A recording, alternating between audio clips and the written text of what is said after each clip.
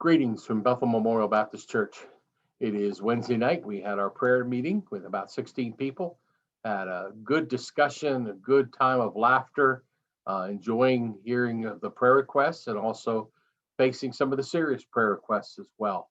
But it's nice to know we can talk about these things in the fellowship of brothers and sisters in the Lord.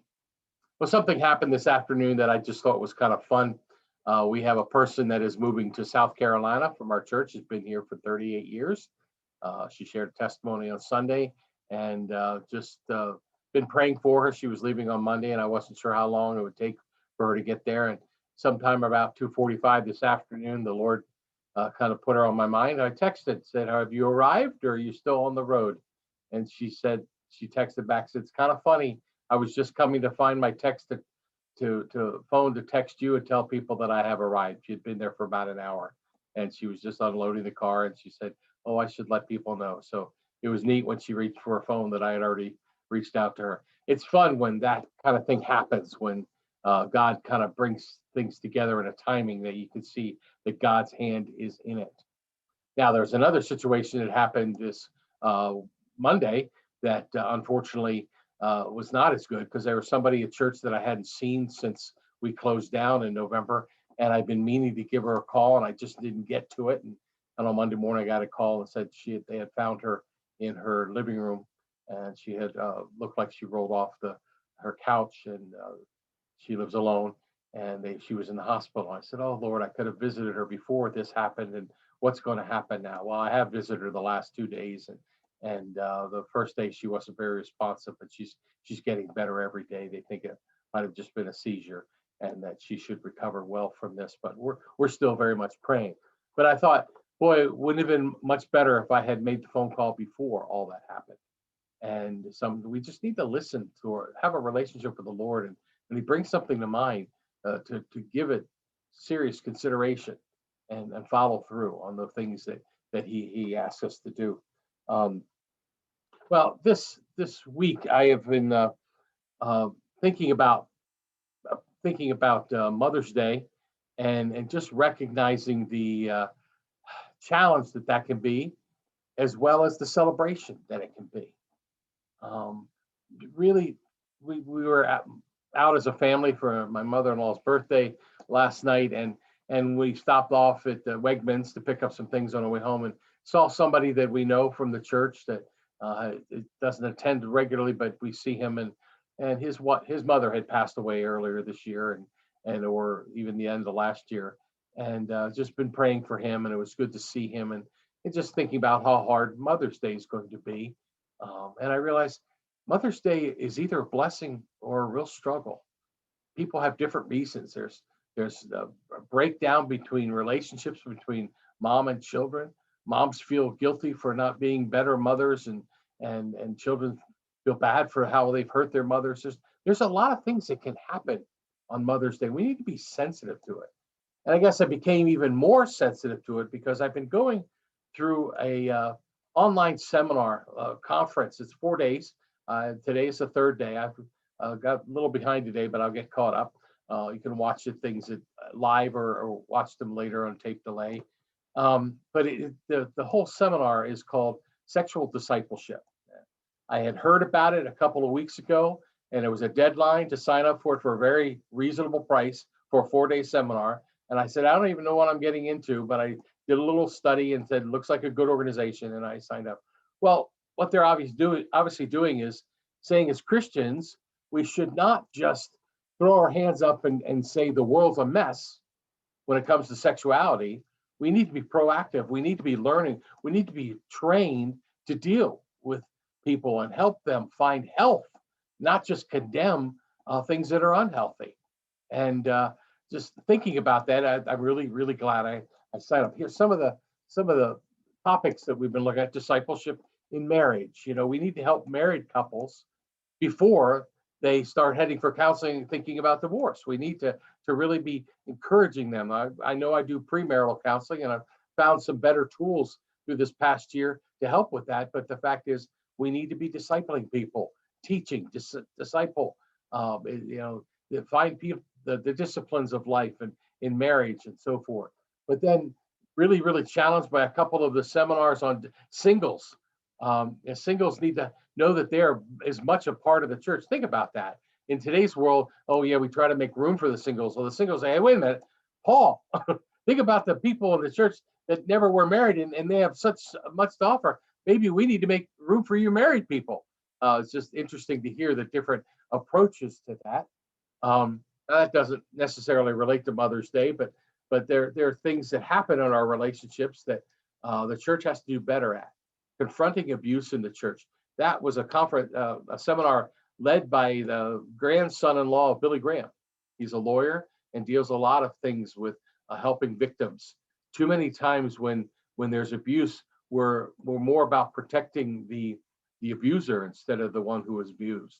And I've heard a lot of things about, don't worry about sorting out the truth right away. Listen. The best way to sort out the truth is to listen. If people come forward with something, it is hard, and we need to be better at receiving them with grace. Even if it turns out that there's something wrong with their accusation, we still need to love them and say, why would they even do this if there was? But unfortunately, statistics show very few people make up the story, and it's just something to think about. And then why Christian leaders must understand trauma. This is something that was really getting my attention. People are hurting, and sometimes they don't even know why they're hurting. There are certain things that they've just decided not to deal with, and we need to do better at helping people know that the church and grace is a safe place to face some of the hardships that they've had in life. And then what you need to do to know about ministry to people in brokenness. Again, this is thinking from the trauma. And again, I'm relating this to Mother's Day because the mother-child relationship at any age is a blessing, or it can be very much a struggle. So as we go into Mother's Day, I just thought we should think about that for a moment. And I found this verse that I really would like us to look at. 1 Peter 3:8. Finally, all of you have a unity of mind, sympathy, brotherly love, a tender heart, and a humble mind. Now, I want us to look at this verse and break it. It comes down. It's already, with all the commas, kind of dividing things up. I asked the prayer meeting tonight, how many of you in English class had to learn how to diagram a sentence? I think I've learned more about Bible study through diagramming of sentences sometimes than some of the other things that I've been taught. Just keep reading it. Say, what is this sentence trying to say? So the word finally leads us to the place of, here's a summary statement. And a summary statement is usually very important. And so Peter is getting our attention saying, finally. And then who's he talking to? All of you. When I think about this conference that I'm going to, it's for men, it's for women, it's for singles, it's for marrieds, it's for people struggling with their sexual gender, it's for people struggling with their sexuality, it's for people that have been abused, it's for people who have done the abuse, it's for people that have had abortions, it's for people that just so many things. Peter's saying, what I'm going to say applies to all of you. And we can't just write some people off because we don't like what they're doing. We have to reach out. Now, that doesn't mean we affirm sinful behavior, but we've got to stop looking at the fruit of things and get to the root of things. So where is the root in this verse? Well, he says, have unity of mind. How are we doing with that? How are we doing in unity in our country? We had a president that ran on being a unifier. Do we feel more unified? The previous president was accused of being a divider. Well, we got to stop just choosing up sides. We have to find a way to find unity of mind, especially within the church. You can say the country's a mess. Well, what about inside the church? Are we unified of mind in the church? Are we having a unity of mind in the church? Then the next thing, sympathy. And we talked about empathy as being really able to enter into the pain of somebody, to empathize with them. Maybe you've been through a similar circumstance or the same circumstance. You can empathize. But sympathy, maybe you can't identify as much as empathy, but you can still show sympathy for such a person. And then we want to have brotherly love, have unity of mind, sympathy, brotherly love. And I ask people, what do you think about when you think about brotherly love? Of course, we're close enough. Think about the Phillies. You think about the Eagles. You think about the 76ers, the city of brotherly love, Philadelphia. I don't know if the city itself is very loving, but you think about phileo in the Bible, the Greek word. It's a brotherly, sisterly love. And this conference has been reminding me, what is our relationship? What's the key relationship in heaven going to be like? With God, obviously, children of the Father, which makes us all brothers and sisters. That's the eternal relationship that's important. As important it is as families are, marriage and children is, when we get to heaven, no matter generation, we're all brothers and sisters. So brotherly love is really a pinnacle of the eternal goal of our ability to show love. Obviously, agape love is that sacrificial love that we all strive for, but it's Jesus' agape love that calls us to brotherly love. And in that brotherly love, of course, we do try to love unconditionally. And then it says, have a tender heart. You know, why don't we have a tender heart? Because we want to harden ourselves to the pain of this world, whether it's your pain or your own pain. We had a horrible prayer request about somebody that was abducted, trafficked, and they got away 4 days later, but the things that they suffered. Well, I want to close my heart. I don't want to think about those things. I may start crying and never stop. So thinking about this. And then finally, having a humble mind. Having a humble mind, humility. Someone said, there but the grace of God go I. Don't think of yourself as better than others. If you see somebody that's really falling, realize you can fall as well. If you were in their circumstance, think about that, identify with that, and so forth. So again, when you think about a diagramming a sentence, I want to look at this in kind of a couple of different levels. First of all, we begin with the finally, all of you. Hey, this is important. I'm talking to all of you.